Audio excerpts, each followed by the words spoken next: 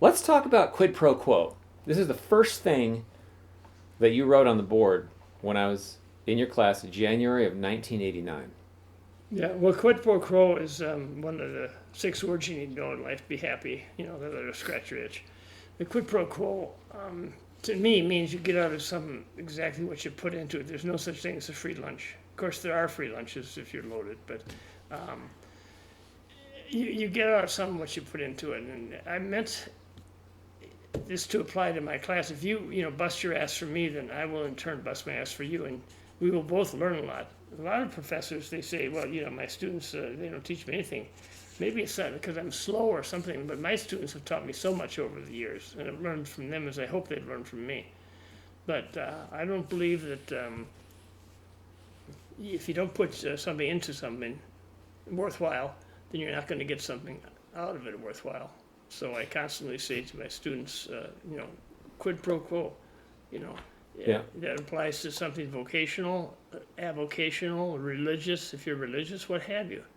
You get out of something exactly what you put into it. And so I constantly talk to my students about that. And whether or not they apply that to their own lives, I have no idea. Do you see two things? One, that's a different definition than you'll find in, say, the American Heritage typically, right? Because when we say quid pro quo, often it's like, you scratch my back, I'll scratch yours. There's sort of there's an undercurrent of corruption to it. And something nefarious, right? But not in my case. It's secrets of life. What you get out of something is many, many, many times what you put into it. Especially relationships. How so? Or jobs. A lot of people criticize people who are workaholics, but if they're putting a lot into it, they should be getting a lot out of it, and there should be some enjoyment involved in there, in my opinion. How does it? Yeah, I'm curious to know your take on. You've got TikTok and YouTube, which is what we're doing now, and we're doing this for YouTube fame, obviously. Yeah, we're gonna become famous. Super.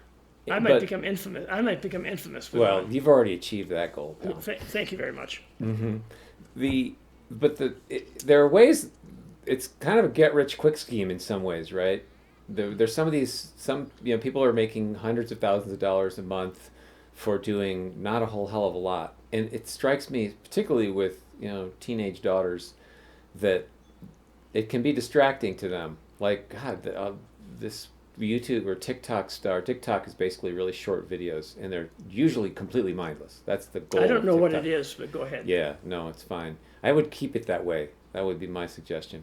But it goes viral, then ads run, and suddenly they're millionaires for having done So their hourly rate is like $300,000 an hour or something like that. Do you think that's corrosive? Do you think that they're just people that are going to get lucky? Well, in the 5th edition of his great Anatomy of Melancholy, Robert Burton said, I think it's 1659, the 5th edition. It could be 1639. We'll look it up. Chance governs our lives, not wisdom. And I think for a lot of people that's true, but also I think there's something else involved besides chance. I think that's the amount of effort you put into something. You're rewarded commensurate with that effort. Sometimes you're lucky. Yeah. Sometimes it is a total chance. Yeah. Well, and sometimes that reward doesn't come for a little while too, right? It's not like, well, I just worked for 3 hours on this book chapter, and A, first of all, the book's not done, and B, when the book comes out, nobody may read it. Yeah, right. We've been there. I worked 38 years on my magnum opus, rewriting it, because the secret of writing is rewriting. So I rewrote that 10 times over 38 years, and only about 3 or 4 people, you being one of them, has read it. But it doesn't make any difference because I was writing for an audience of 1. And so I really, that's the perfect example of quid pro quo. I busted my ass for many, many years, enjoyably, by the way. It was a labor of love. I think it's really got to be a labor of love if you're going to enjoy your life. But I was never rewarded commensurate with the effort, the time that I put into it.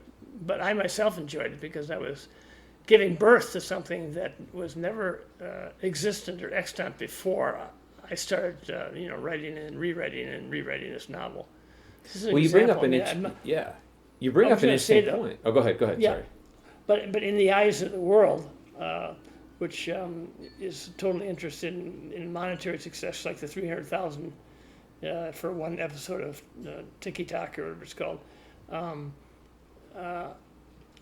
they got rewarded. The person who invented this episode or whatever you're talking about, he or she got rewarded with a lot of money.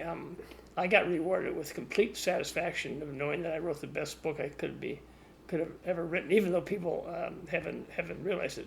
See, I'm still fooling myself and rationalizing my failure by saying someday someone, after I'm gone posthumously, is going to realize this man was a fucking genius.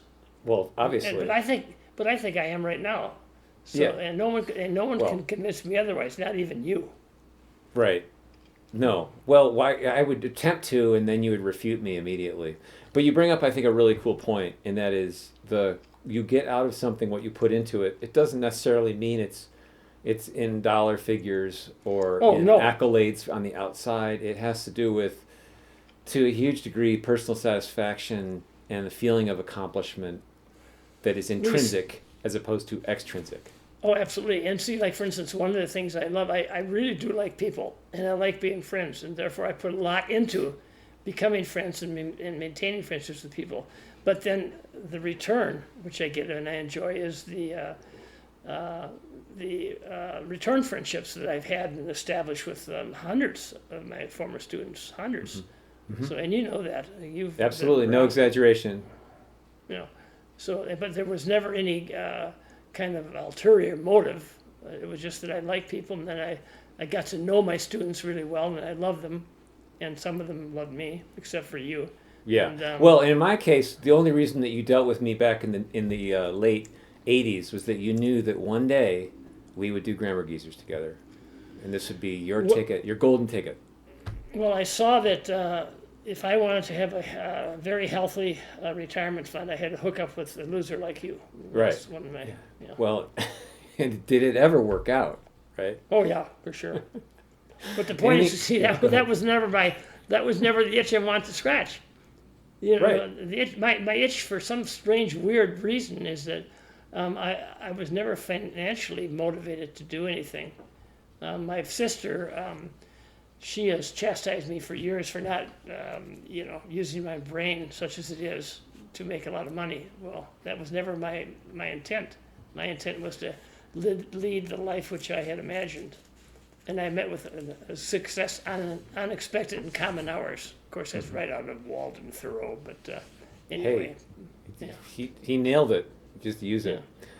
He was weird like I was. Yeah. Or actually, as I was. Apparently he used to walk around without pants on too.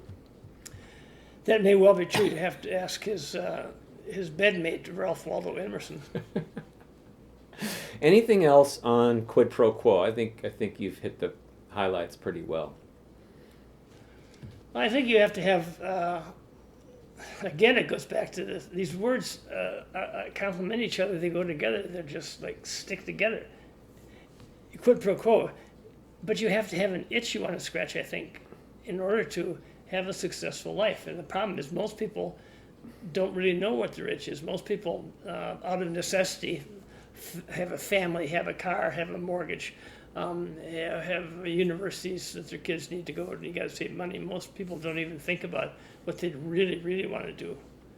But well, and it plays straight into what I mentioned and what you alluded to, which is the rewards in life are often intrinsic as opposed to extrinsic. I mean, yes, making a bunch of money and maybe giving a ton of money to starting a nonprofit, giant charitable organization, a Bill and Melinda Gates Foundation, whatever. That happens. But more often, Buffett.